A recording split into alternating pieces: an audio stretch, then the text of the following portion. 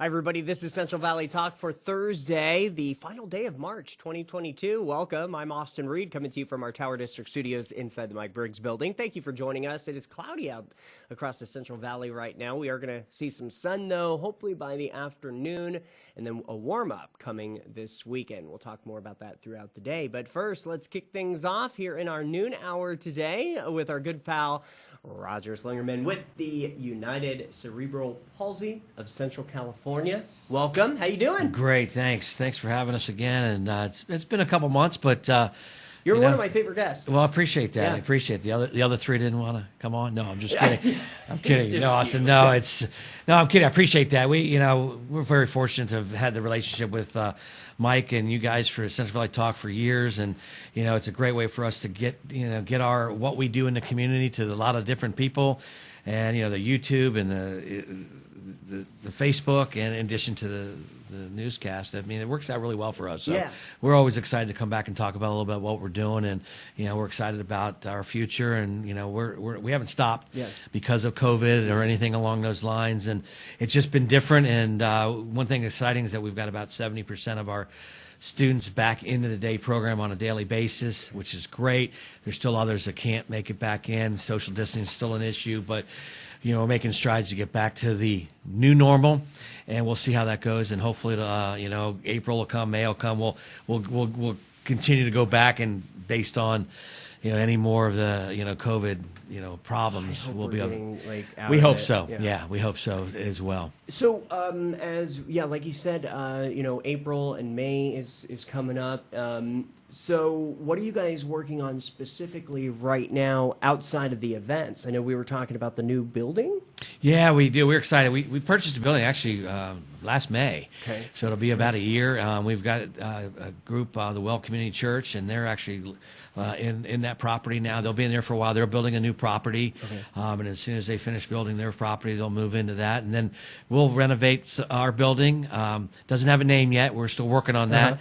Our capital campaign is slowly getting rolled out, so people will start seeing the things that they can help donate or help get done. And there's some renovation to the building for our staff and our students, especially in changing rooms and restrooms and sinks and some other things, and just things that'll make it more user friendly for people with disabilities. But it's a great site. It's a great location.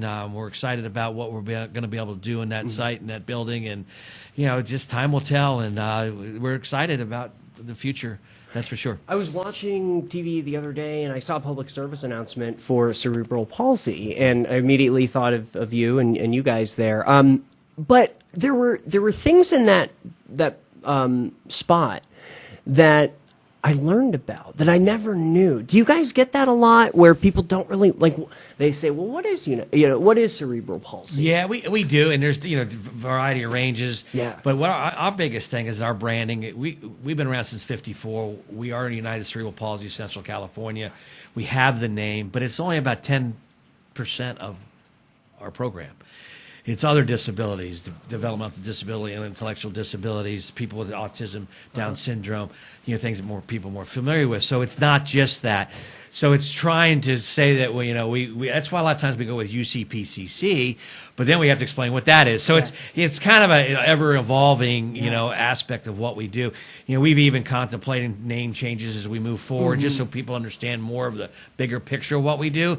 But the legacy and the history of being involved with United Cerebral Palsy, that'll never change, because no matter how we do it, we'll make sure we're always associated with United Cerebral Palsy, which we are on a national level as well. Right. So yeah, it's explaining cerebral palsy and how it's born. That I would leave that up to all my staff and the programs we have, especially our children's program, who do a lot of early intervention and work with a lot of people with disabilities. Talk about your staff. How proud of you how proud are you for them? Oh, that's why I love my job, because of our staff. They're the angels. They're the ones that they've had to suffer through a lot of things the last 2 years, and They've done nothing but step up, be creative, try to find different ways. We haven't lost that many. We've lost a few to other jobs and time frames, but we're pretty solid as an organization. But they're the backbone. They're trying to be creative. They miss the students. They miss the interaction with them. It's a family. It's the staff's family. The staff with the students is family. We've created a great culture there, and our director of programs, Kelly Cunningham, is continue to be able to do that. Been there 30 years, and we've got a lot of different people that have been there anywhere from 15 to 30 years, and it's amazing what goes on and the work they do. It's not easy, it's not well paid at times, but they stick through it, and they've been they're the reasons we continue to move forward. Well, it's kind of like they're teachers. Oh, yes, absolutely. Teach every day. Yeah. Every day. Yet, and people with disabilities are learning, whether it's a job skill or learning a skill like our art program, or learning how to work out in the garden, be out in the community, learning, getting some physical therapy, things along those lines. So we touch people in a lot of different ways, and, we're still trying to do more. And with the move to the new facility, expanding opportunities, giving them a creative. The biggest thing about a new facility is that we want the community to come see us at times during the day and in the evening. Maybe more things we'll offer in the evenings and things for families with disabilities and also families without disabilities. The food truck nights, having movie nights, or maybe a Super Bowl party. Things that people with disabilities are comfortable coming. They have places to get change and do that. But other people are going to come and support what we do. So it'll be an interaction with the community, and that's one of our biggest goals. You're super excited because I see the flyer That's next the flyer. to you. Just so I didn't want to leave off a name, but that's not usually me, because I usually can remember all No. that. Well, there's a lot on there. Yeah, so. there is, especially for the BrewFest. But yes. Okay, so what's going on? Yeah, in the month of April, we have a couple of fundraisers. One is the Clovis BrewFest. The Clovis BrewFest is actually put on by its second one. It was one in the fall. It was put on by Rare Earth Coffee, who's a sponsor of us, and them and Johnny Quick. They've been nothing but supporters of us for many, many years. And it's over at their property, over there right behind, most people know it by behind Herndon, where Jimbo's is, back over that little business complex. And it's a brew fest. It's 4 to 8:30 on Saturday, April 9th. Okay. And at that event, they'll have music.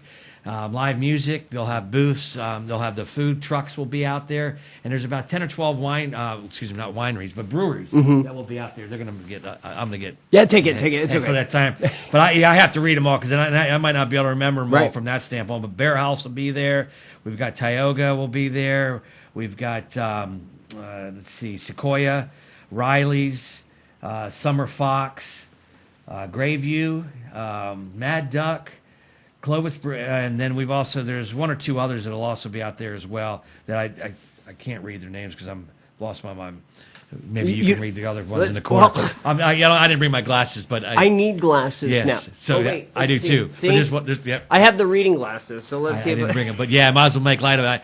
I don't want to leave anybody off, but they're all supporters. So you go there, you get a drinking beer glass, and you can go out and taste all the beers. Cost of the event is $45. You can go online and register, or you can pay that night when you get there. But best thing is to go in advance and go online and register. There's a link to do that. I think it's clovisbrewfest.com. It's on the flyer. Right. And, like I said, Rare Earth's been nothing but super to us and what they do. And of course, part of it is they'll have the coffee area open, which is, again, brewed coffee. So it's kind of that similar concept. And, again, it's a fun night. The one in October had about 700 people attend. And, it's a great venue. It's outdoors. It'll be a lot of fun. And we hope families can come out and attend from that standpoint. Let's see if I can, if these glasses work. There's one in the bottom corner there. Pendergrass? Yeah, Pendragon. Pendragon. Yeah. Riley, Sequoia, Summer Fox, Tioga, of course. Mad Duck. Yeah. See that one. Let's see. Crow and Wolf. Yes. And Crow and Wolf's right in that parking lot. They're right near there as well, yes. Grayview?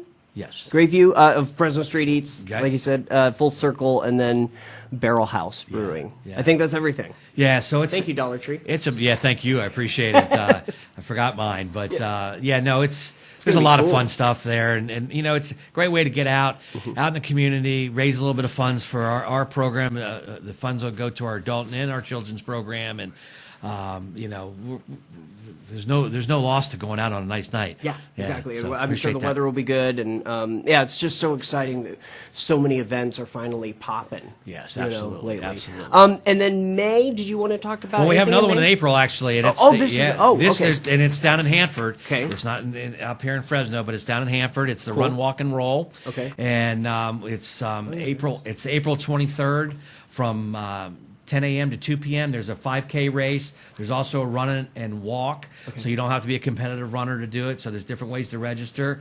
The cost of the event is $30. Children are free.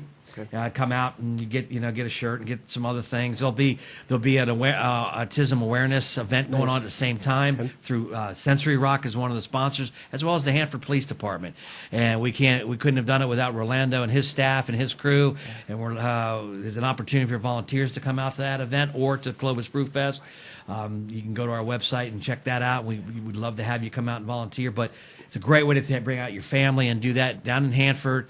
It's again a fundraiser and awareness program for persons with disabilities, and it'll benefit our children's program in Hanford. And I love that you guys are, you know, not just in Fresno. Right. You know. We serve all. We have an adult program in Kalinga. Yeah. You know, we encompass 7 areas, 7 counties, but really we're in 5 counties for the most part. But we do go all the way up to Merced. But our consumers, students, what we call them, then our children's program is mostly down in the Kings County and Hanford area. You guys do so much. So. Yeah, it is. It's people don't get it. Right. That's the real thing. That's what we've done. I think we've really done a better job in the last 4 or 5 years, explaining what we do. Right. People see our vehicles, see our buses, see our site, but they don't get what we do inside. And really, we're about community integrations. We're about teaching life skills, and life opportunity, and that's I credit our staff for being able to do that and give people with disabilities a better way and better quality of life. Yeah, I love it. Roger, thank you so much. Hey, thank you. Was there anything else? No, we covered it. We got to sit here for hours, but that's another story. No, I'll see you in a month. That. Yes, right. Sounds good, Roger. Thank you. Thank you very much.